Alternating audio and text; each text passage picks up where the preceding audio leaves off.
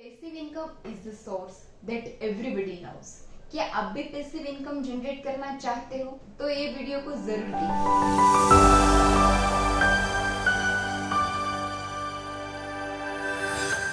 नमस्ते, मैं हूँ जानकी धानकी चुड़ासमा और आज हम बात करेंगे पैसिव इनकम। जी, स्टॉक मार्केट के थ्रू हम पैसिव इनकम को जनरेट कर सकते हैं और वो कैसे, ये जानिए ये वीडियो के द्वारा।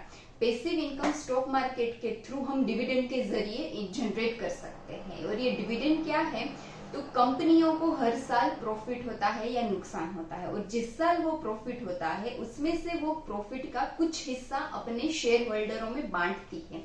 तो वो जो प्रॉफिट का हिस्सा शेयर होल्डर में बांटती है उसको डिविडेंड कहा जाता है। और ये डिविडेंड के थ्रू हम पैसिव इनकम जनरेट कर सकते हैं। कैसे, वो हम एग्जाम्पल के थ्रू देखेंगे। आईटीसी नाम की कंपनी है, वो जो शेयर बाजार में लिस्टेड है, उसने रिसेंटली ही डिविडेंड दिया है और वो 2017 में भी दिया था, 18 में भी दिया था, 19 में भी दिया था और इस साल भी दिया। इस तरीके से वो हर साल डिविडेंड दिए जा रही है। तो यदि हम ऐसी कंपनी जो हर साल डिविडेंड देती है, आईटीसी की तरह कई सारी कंपनियां हैं जो हर साल डिविडेंड देती है, उसमें हम हमारी कैपिटल को लॉन्ग टर्म के लिए इन्वेस्टमेंट करके रख देते हैं, तो उसके जरिए हमारी कैपिटल पर हर साल हमारे शेयर होल्डर होने की वजह से, प्रॉफिट कंपनी को होने से डिविडेंड मिलता है। यह कंपनी को हर साल डिविडेंड देना जरूरी नहीं है, लेकिन फिर भी कंपनियां देती है क्योंकि उसमें इस तरह से लॉन्ग टर्म इन्वेस्टर वो बने रहे और उसकी इमेज इन्वेस्टर में अच्छी बनी रहे, इसलिए कंपनियां हर साल डिविडेंड देती है कई कंपनियां। और वो जरूरी नहीं कि हर साल डिविडेंड देना ही देना है। अभी डिविडेंड में 3 बातें सबसे ज्यादा जरूरी है: record date, dividend declare date और एक्स डेट। जिस दिन कंपनी डिविडेंड डिक्लेयर करती है उस दिन को डिविडेंड डिक्लेयर डेट कहा जाता है। डिविडेंड डिक्लेयर डेट और रिकॉर्ड डेट में 30 दिन का प्रायर टाइम पीरियड होना जरूरी है, मिनिमम 30 डेज का। यदि कंपनी ने पहली तारीख को, जब इसकी एजीएम है, एनुअल जनरल मीटिंग है, उस दिन डिविडेंड डिक्लेयर किया है, तो उस दिन से लेकर रिकॉर्ड डेट के बीच में मिनिमम 30 डेज यानी कि 30 तारीख को वो अपना रिकॉर्ड डेट रख सकती है। पहली तारीख को डिविडेंड डिक्लेयर किया है और उसके बाद 30 तारीख है वो रिकॉर्ड डेट हो जाती है।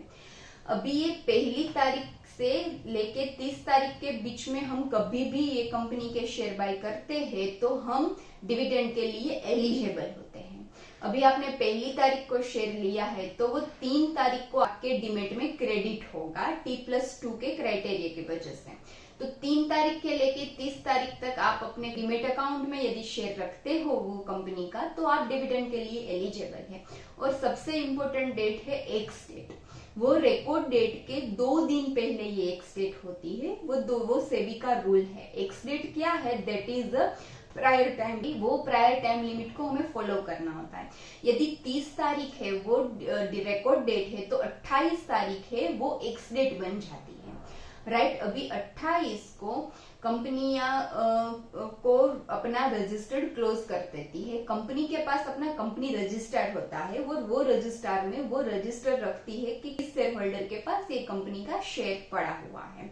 तो उस दिन कंपनी के प्राइस पे इफेक्ट आता है एक्स डेट के दिन। जो कंपनी डिविडेंड डिक्लेयर करती है उसी दिन शेयर की प्राइस पे भी इफेक्ट आता है। और उस दिन के बाद यदि आपको 28 का एक्स डेट है और आप 29 को यदि वो कंपनी का शेयर खरीदते हो तो आप प्रायर नहीं हो डिविडेंड के लिए, क्योंकि 28 इज द एक्स डेट और एक्स डेट के दिन आपके डीमेट में वो शेयर का क्रेडिट होना जरूरी है।